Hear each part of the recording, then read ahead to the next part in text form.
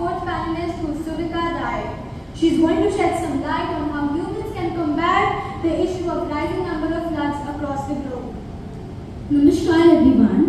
So to answer your question, Krisha, you see that floods are a major concern around the world.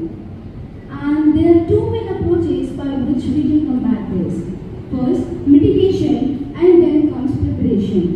Although there are many ways by which human can combat this, but I would like to suggest two of them. First, by cutting the greenhouse gas emissions, we can actually slow down the process of warming of our planet, which can help reduce the extreme weather events like heavy rainfall, Then, protecting our natural sources like wetlands, forests, and maintaining highly good soil is also very crucial because it can help in soaking the excess rainwater and reducing the runoff.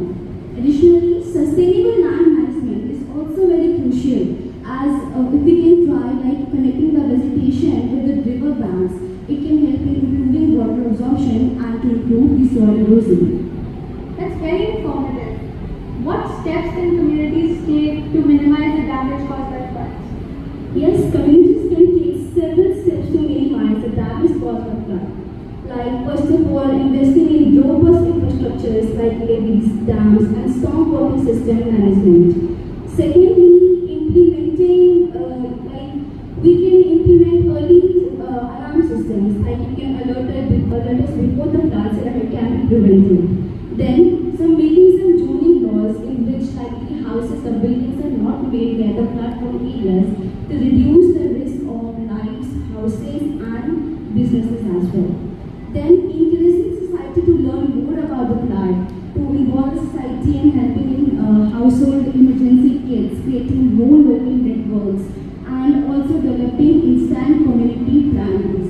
So all these comprehensive steps can actually help us reduce the damage caused by flood and enhance the resilience in the future. Excellent points. Thank you for that insight. Now let's welcome our fifth panelist, Enna Bansal, who is going to discuss the relationship between climate change and the increasing occurrences of famines across the world. Thank you, Trisha.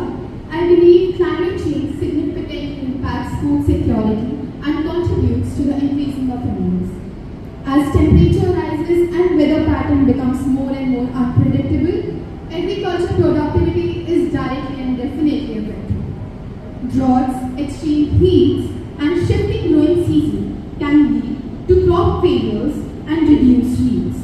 Additionally, changing climates can disrupt traditional farming practices and food supply chains, making it more challenging for the communities to survive and to have access to sufficient and nutritious food.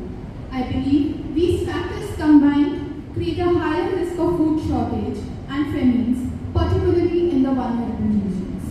Well, that's quite concerning, Enna. So what measures can be taken to build resilience against famines in the face of climate change?